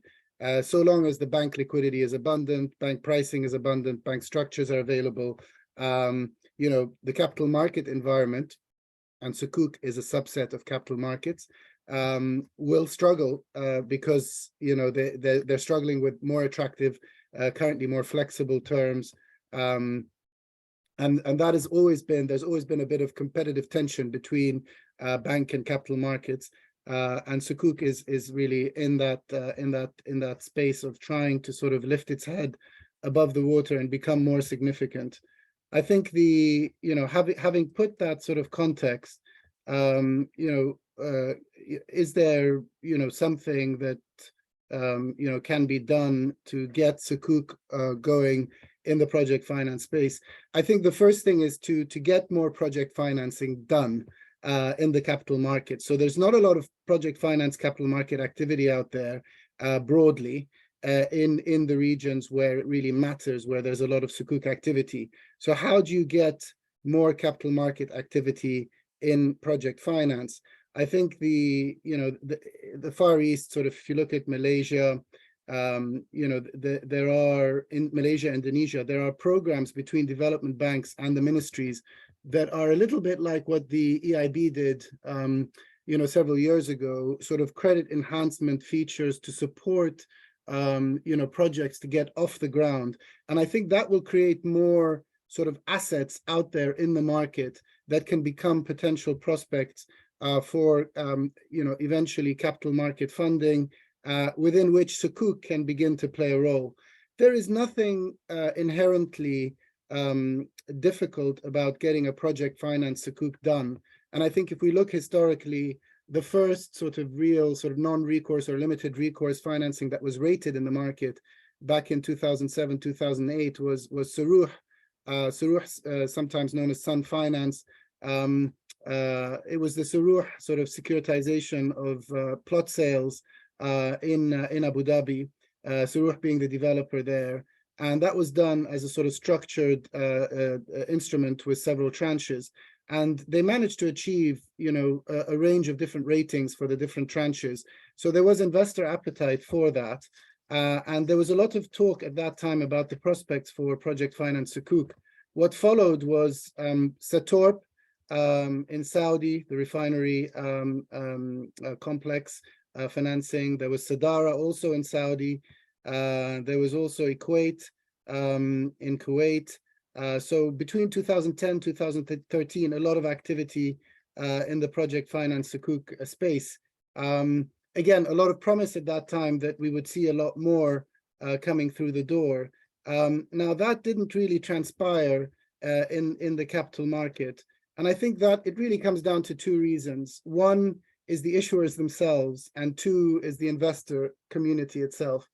The reason I say this is because the reasons, funnily enough, the reasons why issuers aren't issuing more and investors aren't investing more coalesce around similar themes.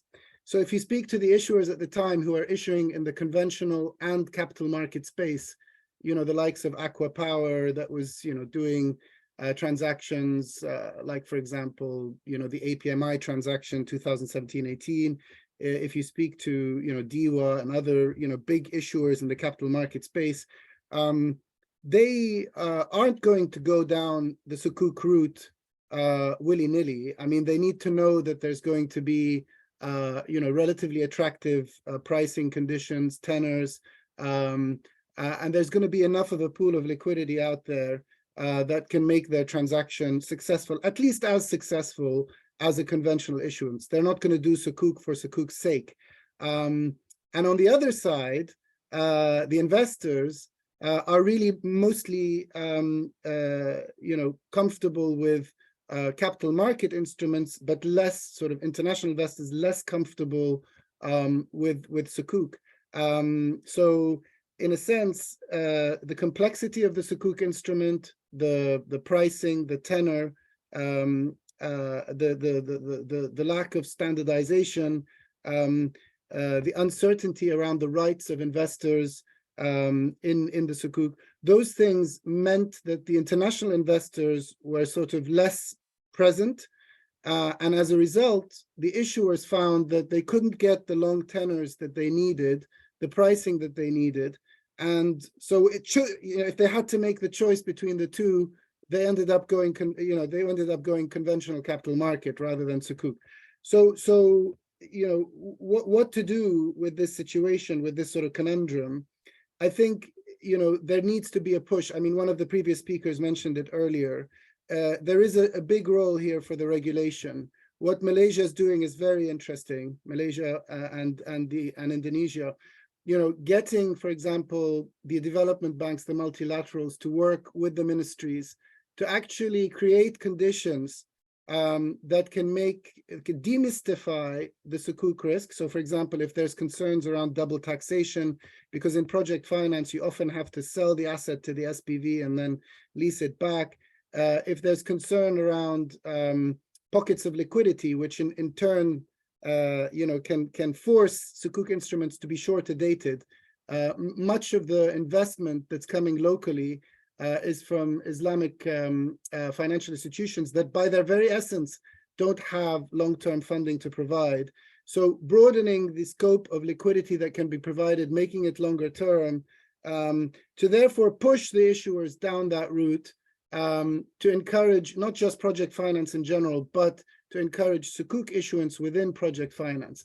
Once there's a track record of more issuance and more transactions out there, but the international investors need to be brought into the picture. They will see what's going on, and they will start to take an interest.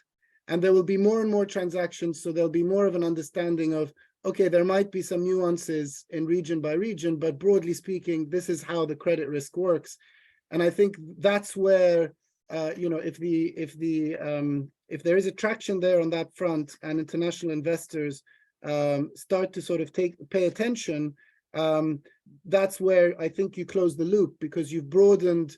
You not only have you increased the amount of issuance from the issuer side, but also you've broadened the potential investor appetite, and therefore you've created the conditions whereby pricing and tenor for Sukuk in the project finance and PPP space become more attractive.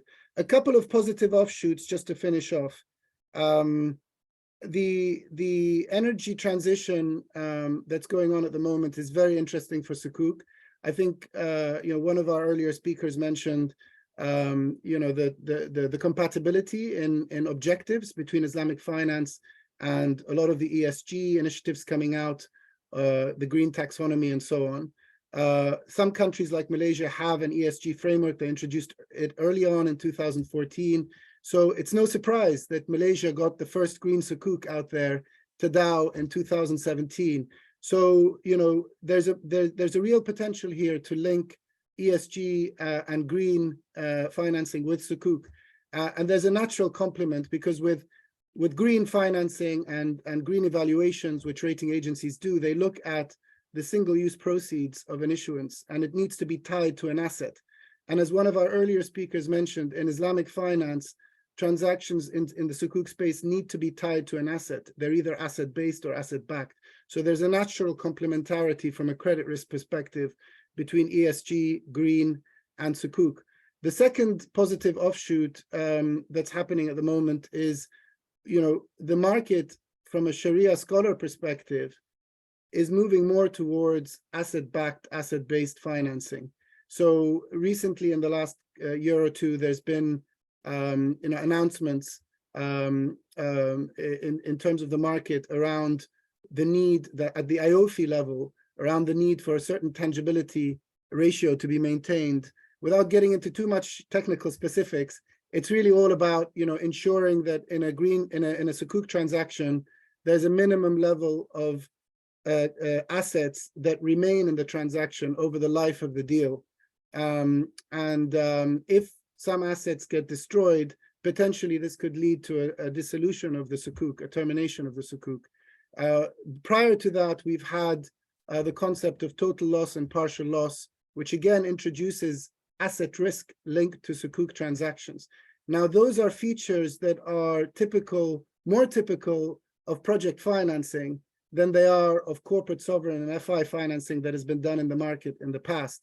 So what that does is it opens the door potentially to having more transactions done in the market on a Sukuk level that are akin to project finance risk, and sort of pushing more project finance risk analysis and project finance risk considerations in the market, pushing that much more than it had been previously, because as we mentioned before, the market has been dominated by corporate FI and sovereign risk, where ultimately the risk goes back to the sponsor, the originator, not the underlying cash flows of the transaction. So I think these two are positive developments for the project finance Sukuk space. And I'll maybe stop here. Yeah, thanks, Dr. Thanks, Karim, on that. I think some very, very interesting perspectives. We've not had a lot of questions here. So if anybody wants to ask questions, feel free to type your questions on the Q&A. We had some questions which we received earlier from the audience when we had kind of started this webinar and put it out. I think a very common question, which I received it from a lot of clients as well, but I'll let the panel kind of answer that for everybody here, is that can we combine Islamic and conventional finance in a transaction? And how does the costs for the two of them work? I think it's a fairly fundamental question, but again, maybe, I don't know, Karim, since you're unmuted, I'll probably let you go first, and then we can have the other speakers talk about it as well. Yeah, absolutely. I mean, that's what a lot of these deals have been all about. I mean, if you look at, those deals that were done, I described earlier, 2010 to 2013, especially the ones in Saudi, the Sukuk tranche was one tranche out of a multi-financing facility, which may have involved ECA financing, bank financing, and then you bring in that sort of extra layer to supplement and diversify the sources of financing for that project. What it does mean is you need to have, obviously, in a project, you need to have a common terms agreement. You need to have an intercreditor agreement that sets out the terms and conditions, the rights, the enforcement rights of Sukuk holders versus conventional. Now, broadly speaking, what they've tried to do in these transactions is to ensure that it is pari passu. So the Sukuk tranche, when coming into the deal, while it needs to conform to the various Sharia elements and features, and it has to get the approval of the Sharia board.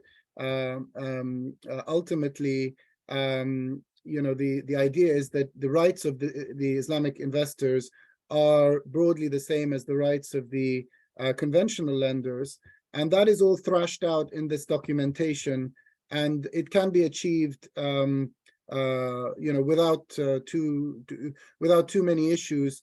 I think the main point here is that if they are going to if the Sharia elements are going to interfere in some way in the rights of the Islamic investors vis-a-vis the conventional, that there are structural elements that either mitigate that so that everyone's on a level playing field, or there's an understanding at the outset between the investors, the conventional and the Islamic, that, okay, when it comes to these specific situations, prepayments, whatever, early dissolutions, this is where insurance compensation, this is where maybe, we have to give a little bit of way.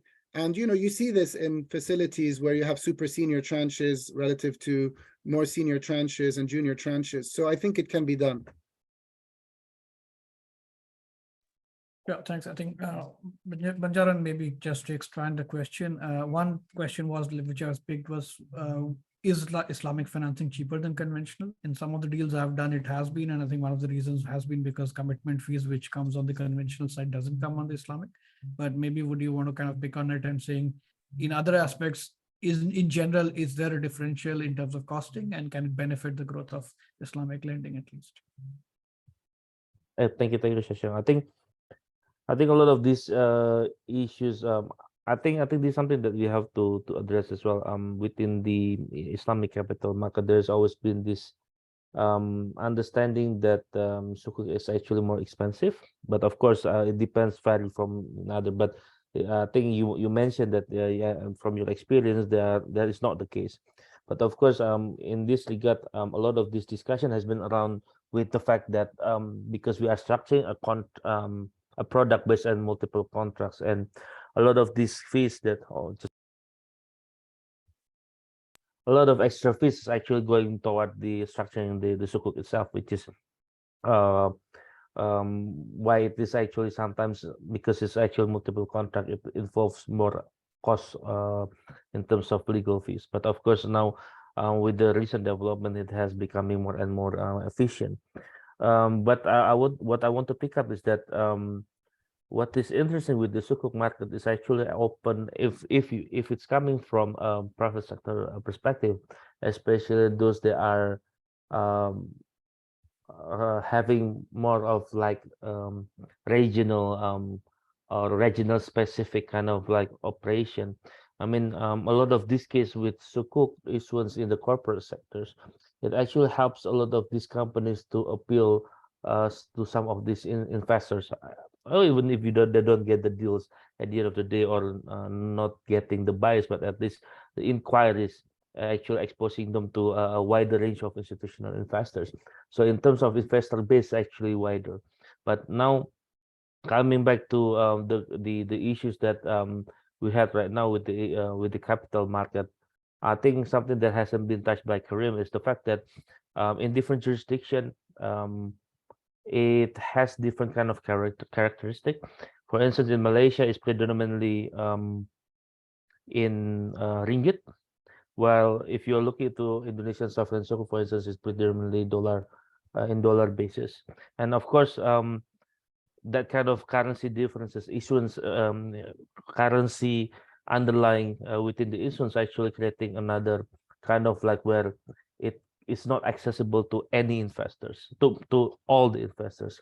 So I think one of the things that we have to push forward as well on top of that is how then we can actually bring those kind of US denominated dollar kind of issuance into the tables, so that perhaps it can bring the liquidity into the market itself. I mean, from many perspectives, we already know that now within the sukuk market itself, the Islamic capital market, the liquidity is always an issue. So a lot of this behavior of hold to maturity is still there, especially in the recent years. I mean, if you want to bring the capital market, the viability of the Islamic capital market to make it more attractive, then another issue of how we can actually bring it more active in terms of trading in the secondary market is something that we have to work on. But of course, something that Karim has been mentioned that he don't want to go into details is what is called the IOV standard 59. So with the recent development itself, there is a requirement for the asset back to be there at least more than 51%. In different jurisdictions, for instance, in Malaysia itself, they allow sell of debt. So in Malaysia, it will somehow, with that kind of implementation of the IOV standard 59, it will create that kind of well, I wouldn't say catastrophe, but it will create a condition where some of the sukuk that is liquid in the secondary market is no longer be there because it couldn't meet that kind of requirement. Now, how we can actually going forward, we actually need a more integrated Islamic capital market in the future. I think I still remember yesterday, I was giving like input toward IFSB because they have a meeting in Pakistan 2 days yesterday, 2 days ago, I couldn't remember. And one of the issues that they tried to touch is on the liquidity management tools within the Islamic finance. They try to bring more instruments that allows different jurisdiction to apply it according to that context. But what I try to urge for them is actually to bring more of like a globally connected, harmonious, and integrated Islamic capital market where you can no longer have a risk of non-Sharia compliance because of different jurisdiction and different kind of Sharia standard that have been used. And I think UAE has been upfront at it, trying to harmonize that kind of a regulatory framework, but of course there are more works to be done. And I think I'll leave with Harun how to sort of like bring the things together to wrap up to see how Islam finance can go forward with that condition. Sorry to interrupt. I think Harun, maybe there's a next question, and I just noticed we are kind of running out of time. Andrew has kind of asked this question earlier also. I have not seen a transaction that has gone to dispute, but if any of you want to take that question, I think he wants an answer. So if there is anybody who's seen a Islamic finance transaction that has gone to dispute, I think the question is which courts do they go to and how does it handle, considering that the interpretation of Sharia in different geographies could be different. So again, if anybody's seen a disputed Islamic finance transaction, and maybe that's worth talking. So I'm sorry to interrupt. I think there were some transactions that were disputed, but I'm not the one who's familiar with in great details about the structures. But yes, there were some for sure. I mean, they can look at Dana Gas if they want to get some, an illustration of what happened there. Ultimately, the claims of the issuer around, whether the structure met Islamic principles and so on, it failed in the English courts. So I think that's an interesting case study that's specific to the Dana Gas transaction. Fair enough. Sorry. So again, I think that's pretty much it from our side. Thanks to the audience for patiently being here. Some of you have been here for almost 2 hours now. So thanks for that. I think it was a very interesting session. I guess I would say just the tip of the iceberg, and we could have a lot more to discuss. I'm sure I kind of pushed the speakers to stop sooner than they wanted to. So maybe we can have a follow-up sometime to kind of hear a lot more. There's a lot of knowledge in this group, and I'm sure elsewhere. So that's all from my side. Happy to kind of have any closing remarks from any of the panelists on the table. So. Leon, maybe I'll leave it to you. Thank you for the opportunity. No, I'm fine. Thank you. I mean, everyone, thank you so much for your support. And yeah, Sharifa, I don't know if you have anything to add to it, just as a closing remarks. Yes, I'd like to thank everyone. It was excellent session. Thank you also, Shashank, for this great moderating session for this panel. And if any of the participants want to know more about our association, WAPPP, please go to our website or LinkedIn page, or you can email me or Leven directly. My email address is sharifa@wapp.org and leven@wapp.org. Okay, thank you very much. Salam alaikum, everyone. Thank you very much. Thank you. Thank you. Bye-bye. Everyone. Thanks. Bye. Bye. Bye.